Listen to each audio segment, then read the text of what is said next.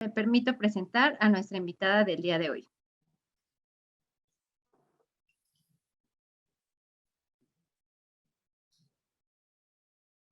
Bueno, nuestra invitada del día de hoy es la doctora Deyanira González de León. La doctora Deyanira es médica egresada de la Universidad Nacional Autónoma de México. Ella egresó en 1978. Obtuvo el título de maestra en salud pública por el Instituto de Desarrollo de la Salud, hoy Escuela Nacional de Salud Pública, en La Habana, Cuba, en 1980. Es profesora del Departamento de Atención a la Salud desde 1981.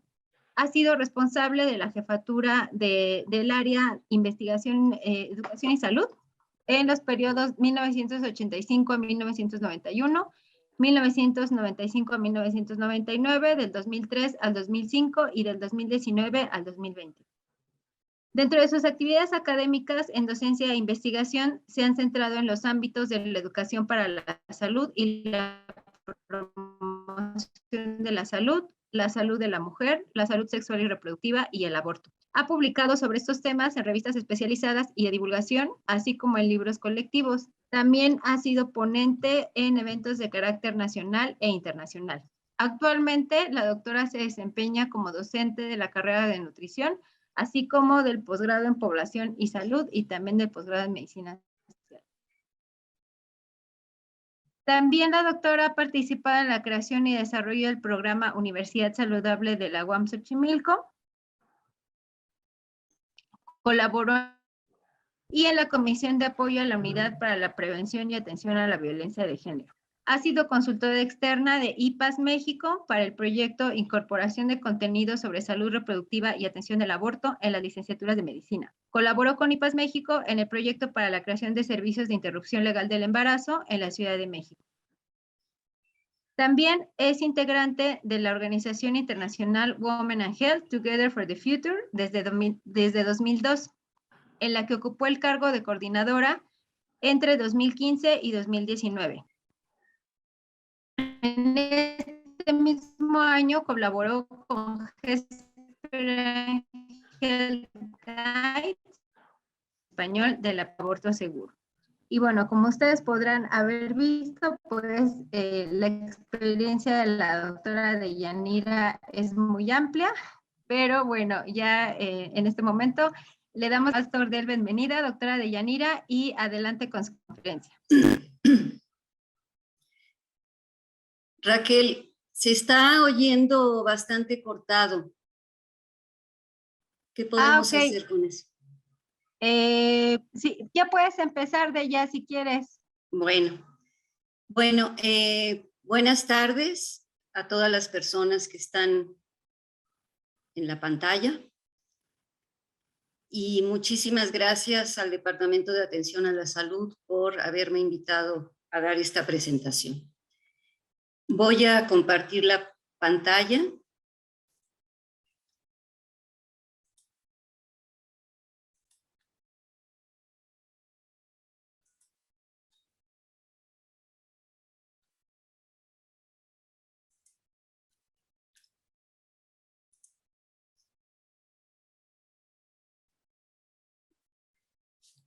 Bueno, al inicio de la presentación voy a exponer una serie de elementos del contexto global que son importantes para entender lo que está ocurriendo con el aborto en el contexto particular de México. Bueno, para empezar, es importante decir que el aborto es un problema social y de salud pública de gran magnitud, cuyo análisis hoy debe apoyarse en la perspectiva de los derechos humanos de las mujeres. Estos derechos incluyen el derecho a la salud, incluida la salud sexual y reproductiva, el derecho a la no discriminación y a la igualdad, el derecho a la vida y a la integridad física y mental, el derecho a la privacidad, el derecho a vivir libres de tratos crueles, inhumanos y degradantes, el derecho a decidir sobre el número de hijos e hijas que se desea tener y cuándo, el derecho a la información y a la educación, incluida la educación en sexualidad y reproducción, y el derecho a los beneficios del avance científico y tecnológico. Todos estos derechos que están en esta lista tienen de alguna u otra manera que ver con la práctica del aborto.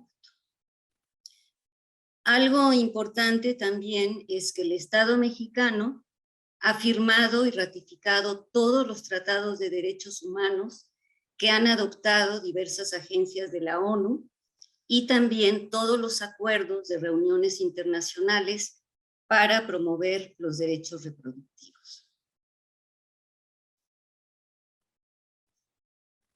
Desde diversos organismos internacionales se reconoce que el aborto es una experiencia compartida por millones de mujeres y que el aborto legal y seguro es parte de los servicios de salud a los que normalmente deberían tener derecho todas las mujeres.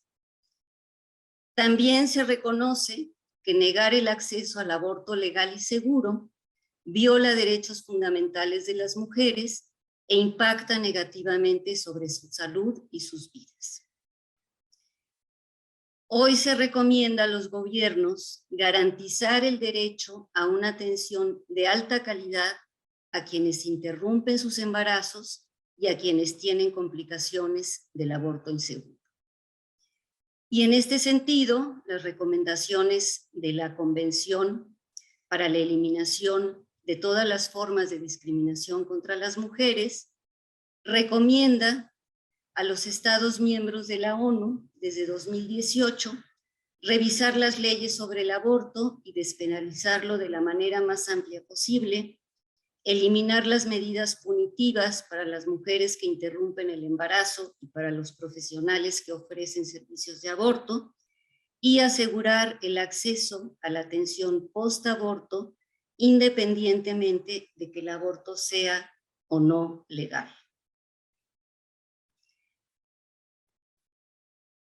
La anticoncepción moderna es sin duda un elemento central para reducir los embarazos no intencionales, que pueden ser planeados, no planeados o no deseados, ¿sí? Pero no todos los embarazos se pueden prevenir, y eso es algo que está ampliamente documentado. Esto porque el acceso a servicios de salud sexual y reproductiva de alta calidad y a la anticoncepción moderna sigue siendo desigual y limitado en muchos contextos alrededor del mundo. Por otro lado, ningún método anticonceptivo es 100% eficaz. Y muchos embarazos son también resultado de la violencia sexual. Es importante señalar que hay embarazos planeados y deseados que eventualmente pueden convertirse en embarazos no deseados, debido sobre todo a circunstancias particulares de las mujeres. Esto puede ser por motivos personales muy diversos o por problemas de salud materna, de salud fetal. Debido a estas razones, el aborto es una necesidad social que nunca podrá evitarse por completo y ninguna mujer debería morir por interrumpir un embarazo. Bueno, la Conferencia Internacional sobre Población y Desarrollo que se realizó en El Cairo en 1994 y que fue convocada por la ONU, fue el primer foro de alcance internacional que reconoció plenamente al aborto como un problema relevante de salud pública. El programa de acción de esta conferencia, que sigue siendo la referencia principal para evaluar los avances en salud sexual y reproductiva en las distintas regiones y los países del mundo, propició la formulación de políticas de población centradas en una agenda amplia de derechos y la construcción de nuevos paradigmas para abordar la salud sexual y reproductiva. Reconoció la autonomía de las mujeres para controlar todos los aspectos de su vida sexual y reproductiva, reconoció los derechos reproductivos como parte de los derechos humanos y llamó a los gobiernos a garantizar el acceso universal a servicios de salud sexual y reproductiva en 2015. una meta que formaba parte de los objetivos del milenio y que no se logró alcanzar. Este programa de acción también definió las responsabilidades de los sistemas de salud para eliminar las consecuencias adversas del aborto inseguro en la salud de las mujeres. 5 años después de la reunión del Cairo, en 1999, se realizó en Nueva York una primera evaluación del programa de acción de la Conferencia del Cairo. Y en esta reunión se insistió en la formación de personal para atender servicios de aborto. Y se dijo, los casos en que el aborto no es contrario a la ley, los sistemas de salud deben capacitar y equipar al personal de salud y tomar otras medidas para asegurar que el aborto se realice en condiciones adecuadas y sea accesible. Se deben tomar medidas adicionales para salvaguardar la salud de las mujeres. A casi 3 décadas de la reunión del Cairo, los compromisos que firmaron y han ratificado 179 gobiernos no se han cumplido cabalmente. Por ello, la ONU convocó para 2019 la cumbre de Nairobi. Y esta cumbre de Nairobi tuvo un doble propósito. Por un lado, ratificar los acuerdos firmados por los países en 1994 y por otro lado, sumar esfuerzos para lograr las metas del Cairo en el contexto de la Agenda 2030, que es la que contiene los objetivos para el desarrollo sostenible. En esta declaración de Nairobi resaltan 3 componentes. El primero es una meta de 0 muertes y morbilidades maternas evitables, incluidas las causadas por el aborto inseguro. En segundo lugar, 0 necesidades insatisfechas de anticoncepción, lo que implica el acceso universal a la anticoncepción moderna.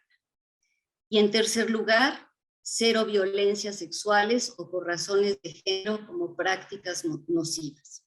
Entre estas prácticas se encuentran el matrimonio infantil forzado, la mutilación genital femenina y todas las formas de discriminación contra las mujeres y las niñas.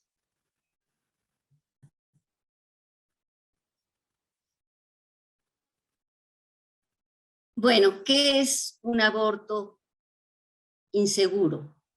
La OMS en 1992 lo definió como un procedimiento para interrumpir un embarazo practicado por personas sin capacitación o experiencia, que se realiza en un ambiente que carece de los estándares médicos mínimos. Las complicaciones del aborto inseguro incluyen las hemorragias, la sepsis, las laceraciones y perforaciones de órganos pélvicos, contribuyen significativamente a la movilidad y la mortalidad maternas en contextos, sobre todo, con leyes restrictivas. Y entre las mujeres que no mueren, estas complicaciones pueden ocasionar secuelas a largo plazo, por ejemplo, la enfermedad inflamatoria pélvica y, consecuentemente, la esterilidad. Esta definición de aborto inseguro fue emitida por la OMS en 1992. Posteriormente se ha revisado, porque el contexto de la práctica del aborto ha cambiado, y en 2018 se publicó una nueva clasificación del aborto según su seguridad. De acuerdo con esta clasificación, un aborto es seguro cuando se usa un método recomendado por la OMS, que puede ser o la aspiración endouterina o el aborto con medicamentos. Y además de utilizar un método recomendado, este método debe aplicarse por personal capacitado. Se considera que el aborto es menos seguro cuando se cumple solo uno de los criterios anteriores. Están los abortos practicados por personal capacitado, pero que usa el legrado uterino instrumental, que es un método para interrumpir el embarazo que no está ya recomendado por la OMS porque es potencialmente peligroso. Y están también los abortos autoinducidos por las propias mujeres, usando un método relativamente seguro y no invasivo, como es el misoprostol, y sin supervisión médica. Esto es una práctica frecuente entre mujeres de diversos países latinoamericanos, como Brasil, México y Perú. Y en estos países se ha sugerido que la disminución de las complicaciones graves del aborto han disminuido por el uso muy frecuente del misoprostol entre las mujeres. La tercera categoría para clasificar la seguridad del aborto es el aborto nada seguro, que es el practicado por personas sin capacitación o por las propias mujeres usando métodos altamente riesgosos, como son la colocación de sondas, la ingestión de cáusticos y de brebajes o la inserción de objetos que pueden provocar perforaciones y complicaciones de mucha gravedad. ¿Qué se necesita para que el aborto sea seguro? En primer lugar, que se realice de preferencia durante el primer trimestre del embarazo. Esto porque a menor edad gestacional hay un riesgo mucho menor de que ocurran complicaciones. En segundo lugar, se requiere el uso de métodos altamente seguros y eficaces que son recomendados por la OMS. Y estos métodos incluyen la aspiración endouterina, que puede ser manual o eléctrica, y entre ellas, estas dos, la aspiración manual es la que más se usa. En segundo lugar está el aborto con medicamentos, ya sea con una combinación de mifepristona y misoprostol o usando el misoprostol solo. Para el aborto médico, hoy en día existen distintos protocolos y muchas mujeres tienen abortos con medicamentos bajo supervisión médica en sus propias casas. Por otro lado, la aspiración endouterina es un método que se usa también para tratar las complicaciones del aborto espontáneo, no nada más para interrumpir embarazo, se usa para el tratamiento de las complicaciones del aborto espontáneo e incompleto. Y una ventaja de estos métodos es que se pueden usar en servicios de atención ambulatoria. Una cosa muy importante es contar con personal capacitado y sensibilizado para ofrecer los servicios de aborto. Y que haya, por supuesto, instalaciones equipadas con condiciones higiénicas. Está ampliamente documentado, existen muchas evidencias alrededor del mundo que indican que bajo condiciones de seguridad, las complicaciones y las muertes por aborto son eventos extremadamente raros. En estas imágenes, bueno, en esta primera están los medicamentos, la mifepristona y el misoprostol para el aborto médico, y en esta fotografía está uno de los aspiradores que más se usan en México. Es una jeringa grande que hace succión y tiene una serie de cánulas de distintos grosores. Ahora bien, ¿por qué interrumpen las mujeres sus embarazos? Se sabe que el embarazo no intencional es la causa más común del aborto inducido a nivel mundial. Y los embarazos no intencionales pueden ser no planeados y no deseados. Los embarazos no planeados pueden, en muchos casos, ser finalmente aceptados y deseados, y a diferencia de los embarazos no deseados, que son los que más se interrumpen. Hoy se sabe que más del 80% de los embarazos no intencionales ocurren en mujeres con necesidades insatisfechas de anticoncepción moderna. Son mujeres que quieren evitar el embarazo, pero que por muchas razones no utilizan anticonceptivos modernos. Y se calcula una cifra de 214 millones de mujeres en las regiones en desarrollo con necesidades insatisfechas de anticoncepción moderna. Para el periodo 2010-2014, se estimó una cifra promedio anual de 121 millones de embarazos no intencionales, y de estos, un 25% terminó en un aborto inducido.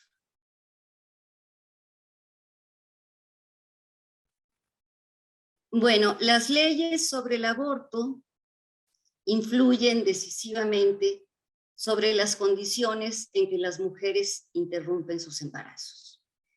Y una cuestión importantísima es que la penalización no evita los abortos. Propicia prácticas clandestinas y una alta incidencia de complicaciones, criminaliza a las mujeres y a los médicos que ofrecen servicios de aborto y favorece el estigma sobre el aborto y su práctica. A su vez, el estigma obstaculiza la discusión amplia sobre el aborto, propicia el maltrato hacia las mujeres que buscan atención postaborto y su persecución penal. El estigma limita las posibilidades de capacitar personal para ofrecer servicios de aborto y favorece la objeción de conciencia en el personal de salud. Además, impide contar con información consistente sobre la incidencia del aborto, sobre sus complicaciones y sobre la mortalidad que se le asocia. Bueno, las leyes sobre el aborto se clasifican en leyes liberales y leyes restrictivas. Las leyes liberales son aquellas que autorizan el aborto a solicitud de la mujer o bajo causales socioeconómicas amplias. Las leyes restrictivas son aquellas que prohíben totalmente el aborto o lo autorizan solo por riesgo para la vida o la salud de la mujer o bajo causales excepcionales, como el embarazo resultado de violación o incesto y las alteraciones fetales. Desde la década de 1990 hay en el mundo una tendencia hacia la liberalización de las leyes sobre el aborto. Y entre 1994 y 2019, casi 50 países liberalizaron sus leyes. En 2021, el 63% de las mujeres en edad reproductiva vivían en países donde el aborto se permite por razones sociales y económicas amplias o a solicitud de la mujer, es decir, en países con leyes liberales. En algunos países que tienen leyes liberales, se han agregado recientemente restricciones que limitan el acceso al aborto. Y entre estos países están Estados Unidos, Polonia, Letonia, Macedonia, la Federación Rusa y Eslovaquia. Y aquí cabe comentar que la situación en Estados Unidos es en este momento una situación sumamente grave. ¿Por qué? Porque el derecho al aborto legal y seguro está seriamente amenazado y pronto, probablemente en junio de este año, la Suprema Corte, cuya orientación es profundamente conservadora, votará una resolución que, de ser aprobada, cancelará un derecho protegido por la Constitución Federal de Estados Unidos durante casi 50 años. Se prevé que de aprobarse esta resolución de la Corte, al menos 20 de los 50 estados de ese país prohibirán el aborto totalmente. En otros estados aumentarán las restricciones y solo en unos cuantos el aborto legal continuará siendo un derecho. Esta situación en Estados Unidos tiene una larga historia. Es un país en el que se ha orquestado una guerra frontal y sin tregua contra el aborto y que ha propiciado la aprobación de reformas que han limitado cada vez más el derecho al aborto en las leyes estatales. Además, durante décadas, los gobiernos conservadores de Estados Unidos, apoyados por grupos con gran poder político y económico, han destinado millones de dólares para financiar movimientos pro vida en muchos países alrededor del mundo. Y no nada más en países desarrollados, sino también en países altamente desarrollados, ¿sí?, como los países europeos. Y aquí hay que señalar que lo que está ocurriendo hoy en Estados Unidos es una muestra del uso político que se da a los derechos de las mujeres por parte de los gobiernos conservadores. Bueno, en este cuadro aparece la clasificación de las leyes sobre el aborto a nivel mundial hasta 2021. Y como se puede ver en el cuadro, solamente un 5% de las mujeres en edad reproductiva viven en países donde el aborto está prohibido totalmente. Algunos de estos países están en la región donde nosotros vivimos, en América Latina y el Caribe, y en un momento más me voy a referir a eso. Y aquí vemos este 26 y este 37%, ¿sí?, son el más de 60% de mujeres que viven en países con leyes sobre el aborto liberales. Bueno, otra cuestión muy importante es que la legalidad del aborto no siempre garantiza el acceso a los servicios o la seguridad del aborto. Y esto porque hay varios factores que inciden. Uno de estos factores es la falta de voluntad política para que las leyes se cumplan, la falta de normas y procedimientos precisos para garantizar el acceso a los servicios, la escasez de servicios públicos con calidad, gratuitos o de bajo costo, las condiciones económicas precarias de las mujeres, que suelen limitar su acceso a los servicios cuando estos no son gratuitos o accesibles, la insuficiencia de profesionales capacitados y comprometidos con los derechos de las mujeres y las barreras normativas que se imponen en muchos lugares, como periodos de espera largos, la autorización de terceros, en general son médicos, pero que hay casos en donde el marido de la mujer tiene que autorizar el aborto, o la autorización parental en los casos de mujeres que son menores de edad.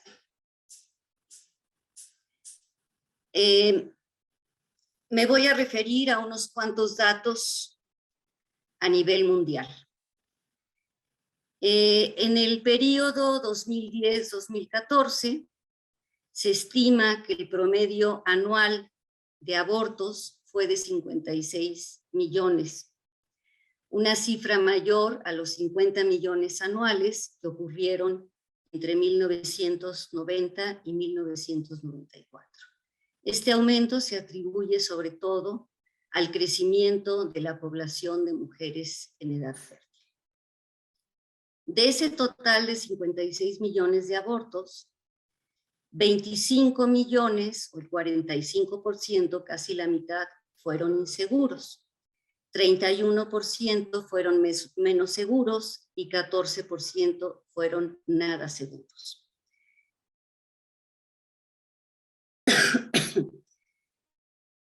También se estima que el 40% de las mujeres con complicaciones graves del aborto, que incluyen las infecciones, las hemorragias por laceración o perforación de los órganos pélvicos, no reciben atención postaborto. Se sabe que más del 99% de las muertes por complicaciones del aborto ocurren en países en desarrollo y está documentado que la gran mayoría de estas muertes ocurren en mujeres que son pobres o que son socialmente vulnerables, como las adolescentes. La estimación más reciente sobre mortalidad, que se publicó en 2017, indica que cada año alrededor de 22.800 mujeres se mueren por complicaciones del aborto inseguro. Y estas muertes representan el 8% del total de las muertes maternas a nivel mundial. Bueno, en esta diapositiva está las tasas de incidencia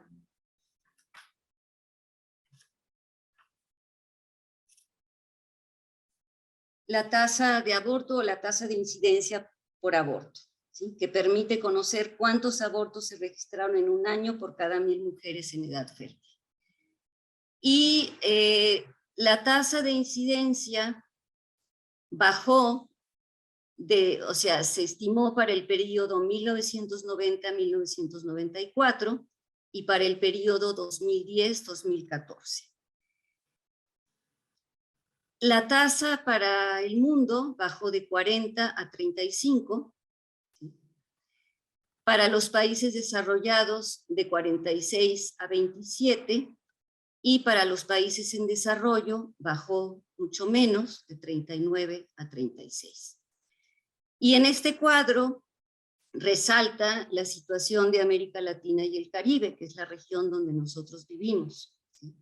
Donde la tasa en 1990-1994 fue de 40 y se elevó a 44 entre 2010 y 2014. Es, entre todas las tasas, la más alta del mundo. Y es la región también con el porcentaje mayor de embarazos terminados en aborto. Bueno, América Latina y el Caribe se ha distinguido por ser la región del mundo con las legislaciones más restrictivas sobre el aborto. Como dije antes, para el periodo 2010-2014, la tasa de aborto de la región fue la más alta del mundo, ¿sí?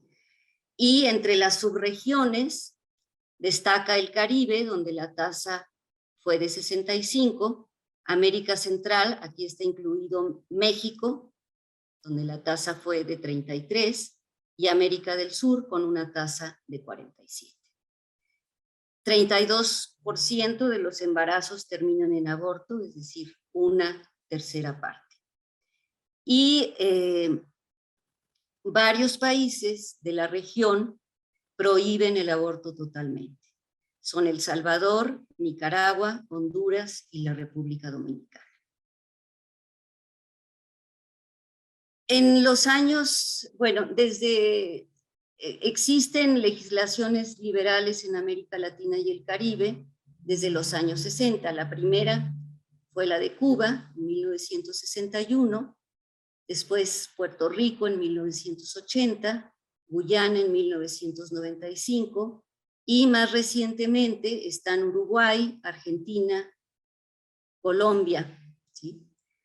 En la mayoría de los países, el límite gestacional para el aborto legal es de 12 semanas, ¿sí? Con excepción de Colombia, en donde la legislación se aprobó muy recientemente, el mes pasado, y el aborto se puede practicar hasta las 24 semanas. En el caso de México, que tiene una legislación federal en la que cada estado tiene su propia ley sobre el aborto, hay 7 entidades que han legalizado el aborto. Y esto ha ocurrido entre 2007 y 2022.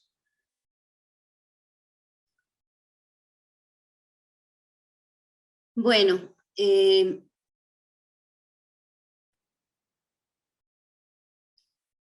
en cuanto a las leyes mexicanas, tenemos que cada entidad federativa de la República tiene su propia ley sobre el aborto, salvo en la Ciudad de México y recientemente en 6 entidades federativas más, que son Oaxaca, Hidalgo, Veracruz, Baja California, Colima y Sinaloa. Las leyes sobre el aborto son altamente restrictivas. En 25 entidades el aborto es considerado como un delito. Y la única causal para el aborto legal, que es común a todas las entidades del país, es el embarazo resultado de violación. En esta diapositiva aparecen las distintas causales para el aborto legal en México, ¿sí? Y en cada estado, ¿verdad?, estas causales varían, ¿sí?, con excepción del embarazo resultado de violación. Un asunto muy importante para la situación de México son las reformas constitucionales para proteger la vida desde la concepción. Estas reformas surgieron a partir de 2008, ¿sí?, como una reacción a la despenalización del aborto en la Ciudad de México. Inicialmente, cuando el aborto se despenalizó en la ciudad, se pensó, muchas personas pensamos, que la despenalización iba a ocurrir en mucho más estados del país. Y lo que ocurrió fue que los grupos conservadores reaccionaron y los gobiernos promulgaron, los congresos locales de los gobiernos aprobaron esta serie de reformas para proteger la vida desde la concepción. Entre 2008 y 2021 se aprobaron reformas en 18 estados del país, y ya había una en Chihuahua desde 1994. De este lado aparecen todos los estados en donde se aprobaron estas reformas. Esas reformas tuvieron efectos muy serios. Por un lado, violan derechos de las mujeres para proteger derechos de los no nacidos. ¿Y por qué? Porque al cigoto, al embrión o al feto se les adjudica características de personas independientes de la madre con personalidad jurídica y derechos. Otro efecto es que aumentó la criminalización y la persecución penal de las mujeres, incluso en casos de sospecha de aborto inducido y en muchos casos de mujeres que acudieron a hospitales buscando atención por abortos espontáneos. Un asunto muy grave es que en México hay un número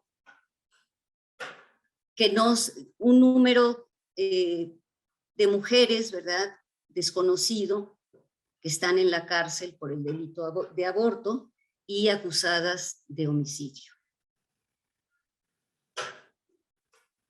Además, las reformas han producido mucha incertidumbre sobre la legalidad del aborto bajo los supuestos amparados por la ley. Incertidumbre entre el personal de salud, entre los procuradores de justicia y entre las mujeres. Bueno, en cuanto a los cambios recientes que ha habido en las políticas públicas sobre el aborto, destacan varias cosas. En primer lugar, el Centro Nacional de Equidad de Género y Salud Reproductiva de la Secretaría de Salud publicó el Programa de Acción Específico de Salud Sexual y Reproductiva 2020-2024. Y este programa reconoce al aborto como un aspecto prioritario para la salud sexual y reproductiva de las mujeres y de las personas con capacidad de gestar. Esto ocurrió en junio de 2021. Además, se publicó un lineamiento técnico para la atención del aborto seguro en México y un directorio de 37 instituciones públicas estatales para ofrecer servicios bajo los supuestos que están previstos en las leyes. Esto fue en septiembre del año pasado. Un segundo elemento muy importante es que la Suprema Corte de Justicia de la Nación en 2021 despenalizó el aborto a nivel nacional, bajo el argumento de que negar el derecho al aborto seguro contradice la Constitución. La Constitución mexicana fue modificada en 2011 para incorporar la perspectiva de los derechos humanos, ¿sí? Y la resolución de la Corte implica, en primer lugar, que ninguna mujer será penalizada por interrumpir un embarazo.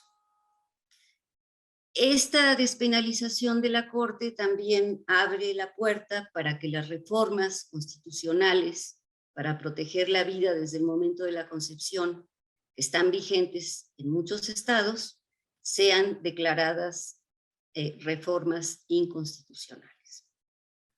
Y también abre la posibilidad de que muchas de las mujeres que están hoy en la cárcel, condenadas por homicidio, puedan salir de la cárcel. Bueno, además, la Suprema Corte, también ese mismo mes, en septiembre de 2021, propuso lineamientos para regular la objeción de conciencia del personal de salud, y estos lineamientos fueron turnados al Poder Legislativo para su eventual discusión y aprobación. Lo que se pretende con la regulación de la objeción de conciencia del personal de salud es que las instituciones como tales aseguren que haya personal no objetor de conciencia que pueda ofrecer los servicios de aborto. En muchos lugares, la mayoría del personal que trabaja en los hospitales o en los centros de salud se declaran objetores de conciencia y entonces no hay quien ofrezca los servicios. Bueno, y en cuanto a los cambios recientes en las leyes estatales sobre el aborto, después de la Ciudad de México, en donde la despenalización fue en 2007, entre 2019 y 2022, hay 6 estados que han liberalizado sus leyes y que legalizan el aborto. El primero fue Oaxaca, esto fue en septiembre de 2019, y el último fue Sinaloa en marzo de 2022, es decir, hace muy poco tiempo.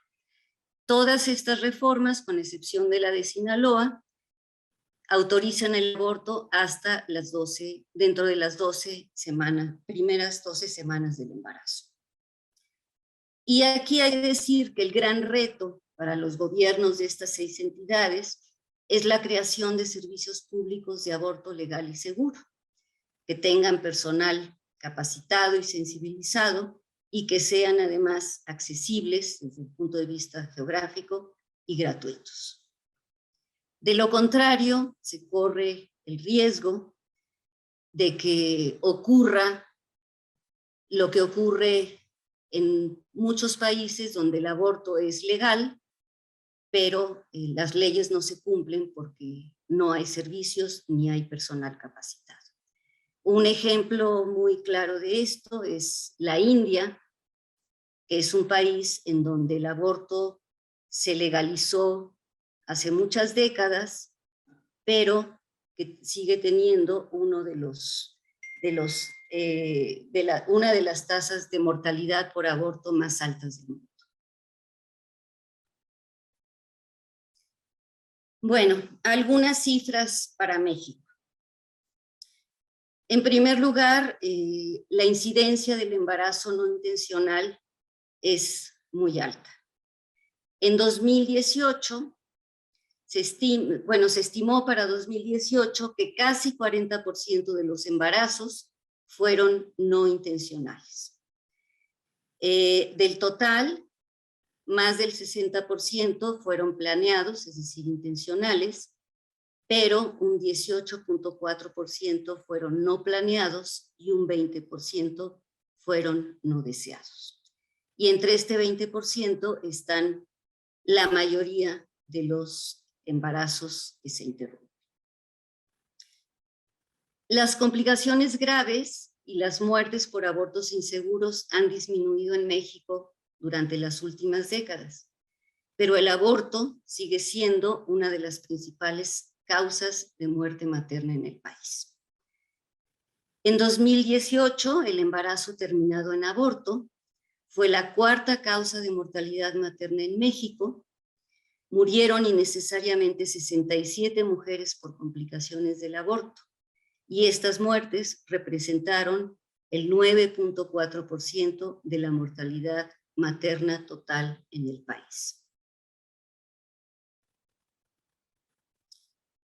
Bueno, en este cuadro se ve la posición del aborto como causa de mortalidad materna en México. Los datos son para 2018.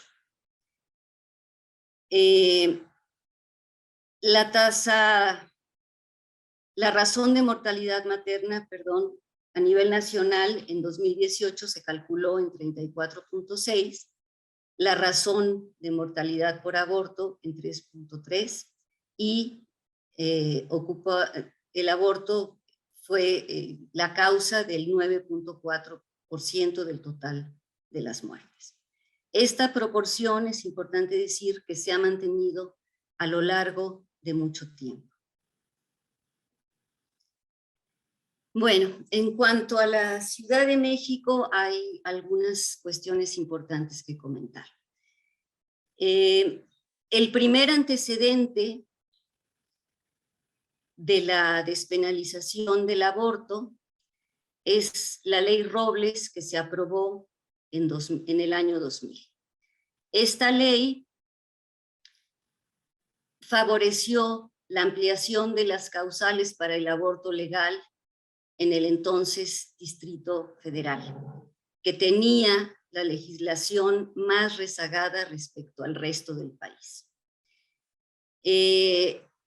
La ley Robles posibilitó la emisión de normas y procedimientos para el acceso a servicios de aborto legal, que fue, y la ciudad, el Distrito Federal se convirtió en el único estado del país, la única entidad del país que tenía estas normas y procedimientos. Y otra cuestión muy importante de la ley Robles fue que permitió la creación de servicios de aborto para víctimas de violación. La ley de despenalización del aborto en la Ciudad de México se aprobó el 26 de abril de 2007. Es decir, se acaban de cumplir 15 años. Esta ley dio lugar a la creación de lo que hoy se conoce como el Programa de Interrupción Legal del Embarazo, ILE, y es una ley que permite el aborto legal a solicitud de la mujer durante las primeras 12 semanas del embarazo.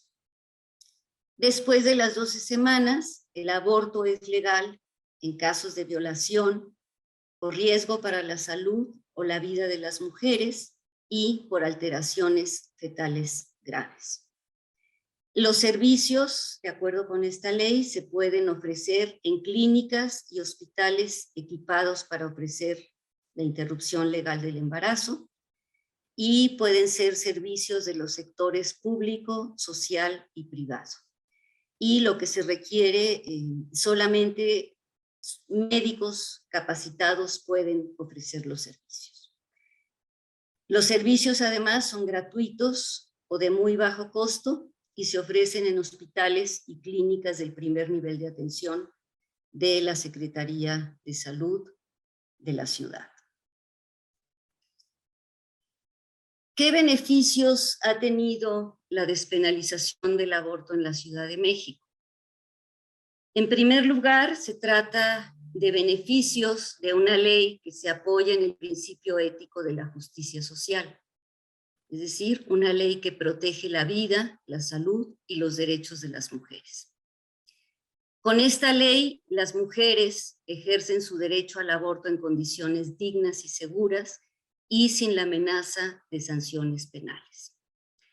La ley, además, ha favorecido que haya más personal médico capacitado para ofrecer servicios de interrupción legal del embarazo con los métodos recomendados por la OMS para el aborto temprano. A partir de esta ley, los sistemas de información en salud cuentan con datos confiables y oportunos sobre el aborto inducido.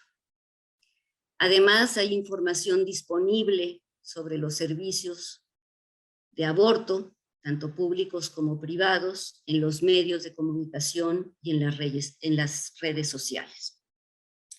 Y una cuestión muy importante es que a partir de la despenalización se han podido llevar a cabo estudios que muestran los beneficios del programa de ILE y la necesidad de despenalizar el aborto en todo el país.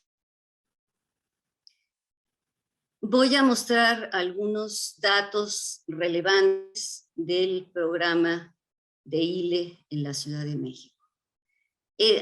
Y cabe comentar que estos datos, que ninguna entidad de la República Mexicana, ¿verdad?, cuenta con datos de este tipo. Entre abril de 2007, en que se despenalizó el aborto, y septiembre de 2021, es decir, hace unos cuantos meses, se han ofrecido 240,916 interrupciones legales del embarazo. Esto en 16 hospitales, 3 clínicas especializadas y 3 centros de salud que pertenecen a la Secretaría de Salud de la ciudad. Se sabe que el 69% de las usuarias son residentes de la Ciudad de México y que un 27%, que son un poco más de la cuarta parte, provienen del Estado de México. De otras entidades del país, el 4%. En cuanto a la edad gestacional en la que se realizan las interrupciones del embarazo, la mayoría se realiza dentro de las 9 semanas del embarazo, el 86.6%, lo cual es un indicador de buena práctica en relación con el aborto. En la mayoría de los países con leyes muy liberales en países desarrollados, la mayor parte de los abortos, hasta el 90%, ocurren en esta etapa del embarazo, dentro de las primeras 9 semanas. Entre las 10 y las 12 semanas, ¿sí?, tenemos un 12.2% de las interrupciones realizadas. El 79% de las interrupciones se han realizado usando el método de aborto con medicamentos y la aspiración manual se ha utilizado en el 20%. El legrado intrauterino instrumental se ha usado solamente en el 1% de los casos y este 1% corresponde a los primeros años a partir de 2007. Bueno, la mayor parte de las mujeres que solicitan servicios de aborto en este programa tienen entre el 45%, casi la mitad, tienen de 18 a 24 años, es decir, son mujeres muy jóvenes. Le siguen las mujeres de 25 a 29 años con un 23.7%, las de 30 a 34 años con 13.9% y un número más bajo para las mujeres de 35 a 54 años. El porcentaje menor se encuentra entre las mujeres de 11 a 17 años, ¿sí?, que son mujeres adolescentes. Los datos indican que el 54% de las mujeres que han sido atendidas por este programa son solteras, más de la mitad, y que el 41% viven en unión libre o están casadas. En cuanto al nivel de escolaridad, solamente un 6% tienen primaria, 31% tienen la secundaria, 43% la preparatoria y 18% tienen estudios de nivel superior. Ninguna mujer sin escolaridad o que el dato no está especificado, solamente el 2%. En cuanto a la ocupación de las mujeres, casi la tercera parte son mujeres que se dedican al hogar, el 24.5%, es decir, casi la cuarta parte, son estudiantes, lo que coincide con los grupos de edad, ¿sí? Aquí entre los grupos de edad, las mujeres de 18 a 24 años son las que tienen el mayor porcentaje y acá ocupan una cuarta parte. Son empleadas el 27.4% de las mujeres y desempleadas el 5.3%. Ahora bien, el programa, los logros del programa están bien documentados, pero bien documentados están también los retos y las cuestiones que se tienen que mejorar. En primer lugar, se encuentra la necesidad de fortalecer los servicios de ILE con más personal y con más recursos financieros y materiales. Por otro lado, está garantizar el acceso amplio y oportuno a todas las mujeres que necesitan servicios de ILE. ¿Cómo? Pues difundiendo información para que las mujeres socialmente más vulnerables, que son las adolescentes y las mujeres en pobreza, lleguen a los servicios dentro de las primeras 12 semanas del embarazo. En los datos que mostré anteriormente, el porcentaje de adolescentes, ¿sí?, que han recibido servicios del programa de ILE es muy bajo. Y esto se explica porque muchas llegan a los servicios después de las 12 primeras semanas y no se puede llevar a cabo la interrupción legal. Lo mismo ocurre con muchas mujeres de los sectores sociales más pobres. Otra de las estrategias para garantizar el acceso amplio y oportuno es ampliar el límite gestacional de 12 semanas. Y otra es eliminar los requisitos que limitan el acceso de las adolescentes, es decir, el consentimiento de los padres o tutores legales. Esa es una de las principales barreras que enfrentan las mujeres más jóvenes, las adolescentes, y esto ocurre no nada más en México, sino en muchos otros países del mundo. En muchos lugares, el límite gestacional se ha ampliado precisamente porque hay muchas mujeres que no llegan. Y esto ha beneficiado, por ejemplo, a muchas mujeres que tienen problemas con embarazos en los que hay alteraciones fetales graves. Esas alteraciones se diagnostican en general en el segundo trimestre del embarazo y entonces hay que ampliar el límite gestacional para que esas mujeres puedan interrumpir esos embarazos. Lo mismo ocurre con los problemas de salud materna. Bueno, otro reto del programa de ILE, perdón.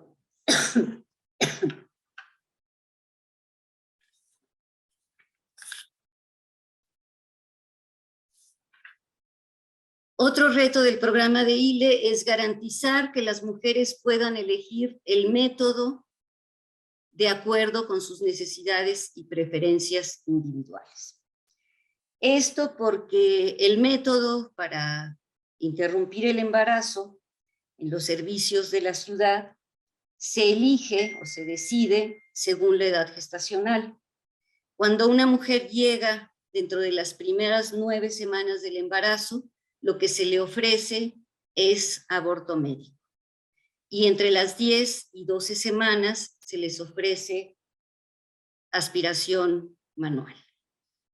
Idealmente, los dos métodos tienen que estar disponibles en los servicios y las mujeres tienen que tener la posibilidad de elegir lo que más se adecue a sus necesidades y preferencias.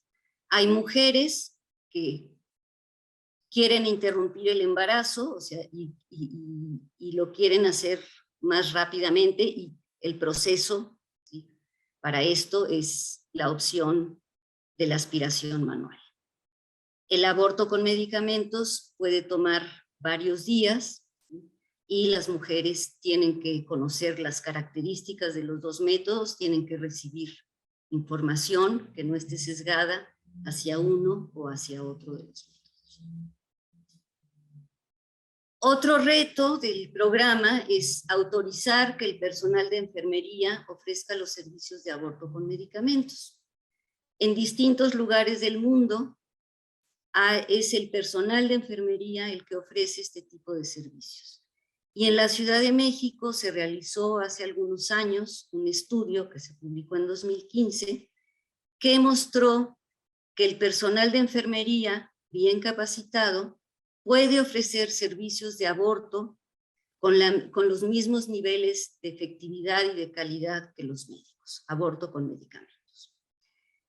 También hay experiencias en otros lugares del mundo en donde las enfermeras, las parteras profesionales y capacitadas pueden incluso ofrecer servicios de aborto usando la aspiración endouterina. Entonces, uno de los retos del programa es autorizar que el personal de enfermería, es decir, ampliar el espectro de profesionales que ofrecen los servicios incorporando al personal de enfermería. Y otro reto del programa es implementar estrategias para eliminar el estigma que rodea la práctica del aborto, tanto al interior de los servicios como fuera de ellos. Existe todavía un problema, ¿verdad?, con la objeción de conciencia de muchos médicos y médicas que trabajan en los servicios, ¿sí?, y esto es algo que se tiene que enfrentar.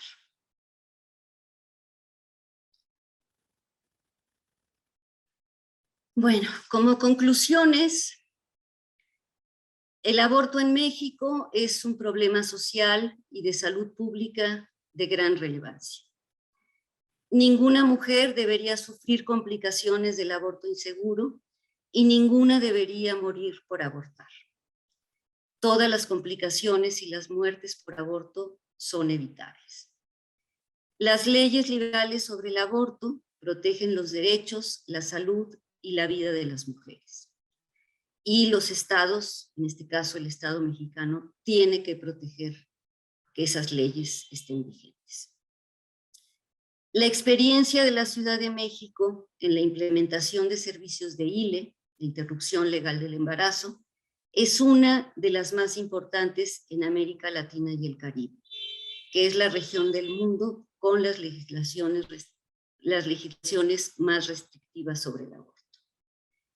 Y finalmente, los cambios recientes en la política federal hacia el aborto y los cambios en las leyes estatales que lo regulan indican claramente que la incorporación de una perspectiva amplia sobre el aborto en los programas de formación universitaria es una tarea que como institución no podemos evadir ni podemos postergar. Bueno, pues muchas gracias. Hasta aquí dejo la presentación.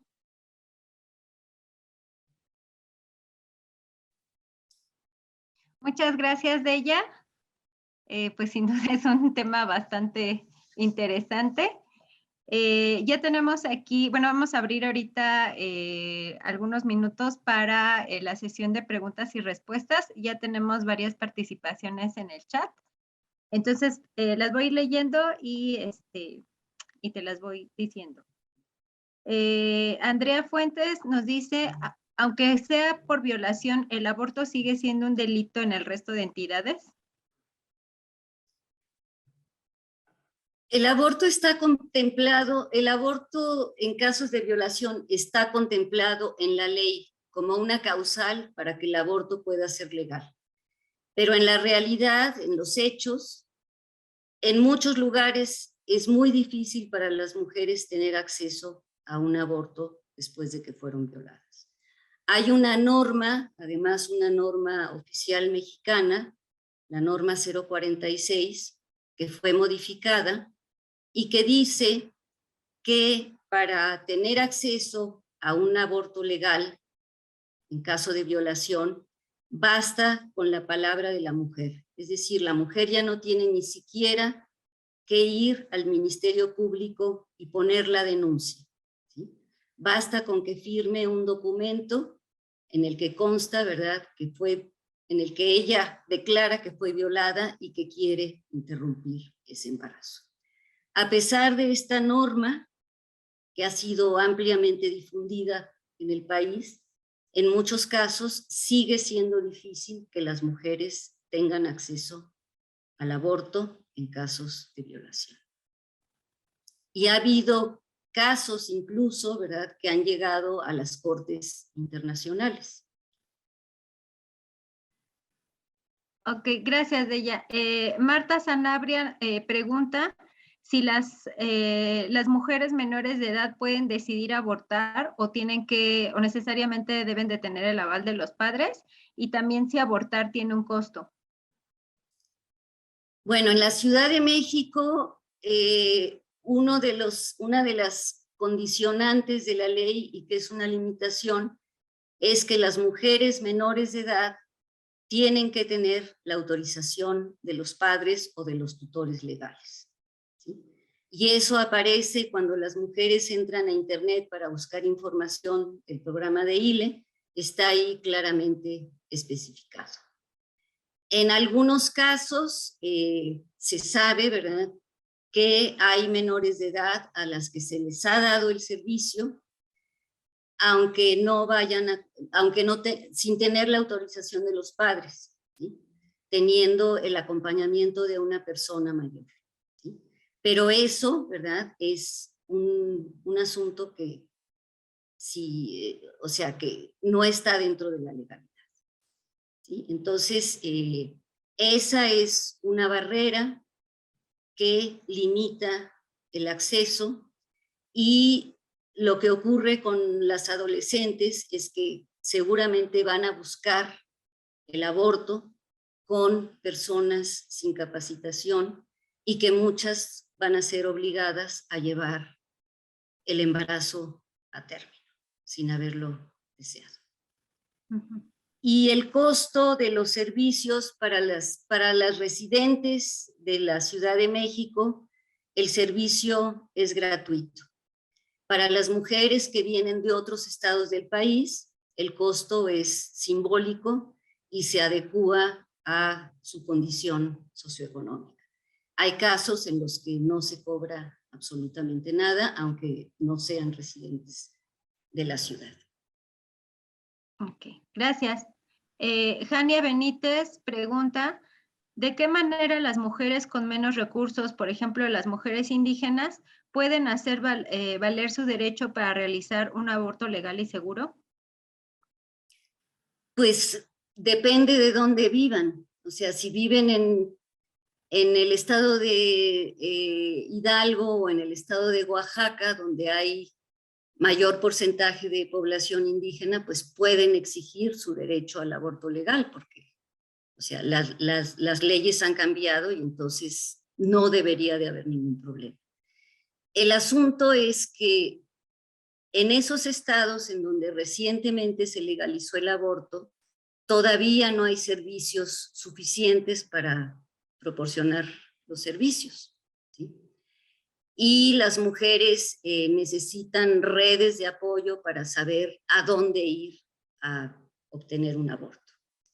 En Oaxaca, por ejemplo, se sabe que muy pocos abortos se han practicado en los hospitales públicos y que la mayoría se han hecho en consultorios privados, ¿sí? De médicos y médicas que están de acuerdo con la ley, o en lugares, en consultorios de organizaciones no gubernamentales.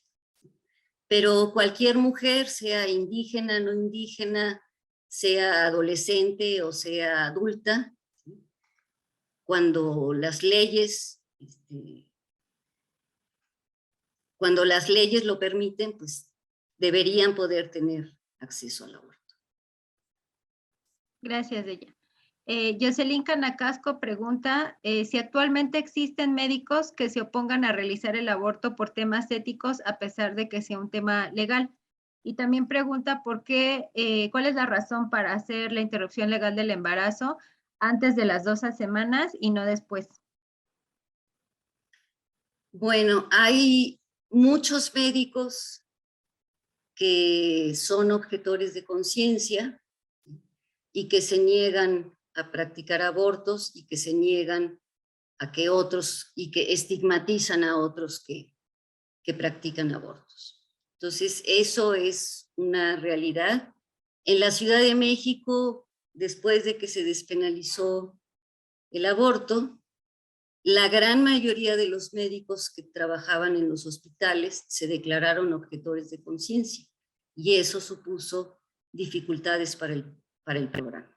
De cualquier manera, los servicios nunca se interrumpieron y las objeciones de conciencia llevaron en gran parte a que el aborto con medicamentos fuera la opción que se ofrece a la mayoría de las mujeres. ¿Por qué? Porque hacer abortos por aspiración pues no es que requiera hospitalización, se hacen normalmente en servicios de primer nivel, pero se requiere personal que esté capacitado para hacerlo y no había suficientes médicos. ¿Y cuál era la otra pregunta? Perdón. Que ¿por qué se tiene que realizar durante las primeras 12 semanas? Bueno, porque los límites de edad gestacional, pues, son impuestos por quienes diseñan las leyes, ¿sí? Y no siempre son impuestos, o sea, muchas veces eso es lo que se acepta entre la gente que está diseñando la ley, ¿sí? Y pues así es, ¿no? Ok. Pili Bosé dice, un gusto verla, doctora Deyanira, felicidades y estupenda conferencia. Andrea Fuentes también dice, gracias doctora y gracias por el tiempo y por la plática. Vanessa Camacho dice, doctora Deyanira, si puede compartir por favor el directorio de instituciones y o organizaciones de salud para la mujer que lleven a cabo el programa de ILE en la Ciudad de México en condiciones dignas de acompañamiento, de información y seguridad. Bueno, esa información está disponible en internet, basta con entrar a la página, ¿sí? La página es Programa de Interrupción Legal del Embarazo en la Ciudad de México y ahí aparece toda la información. ¿Sí? O sea, aparece la información, aparecen los requisitos que se deben cumplir, aparecen los lugares a los que se puede ir. Allí está toda la información completa. Ok, gracias.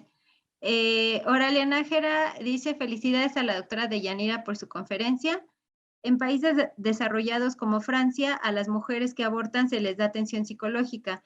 ¿En México hay algún indicio donde se dé este apoyo profesional? Pues en general las mujeres no necesitan atención psicológica, ¿sí? Se ha debatido muchísimo el asunto de las repercusiones del aborto en la salud mental, pero esas repercusiones son ocasionadas por toda la serie de prejuicios, de mitos y por el estigma que rodea al aborto.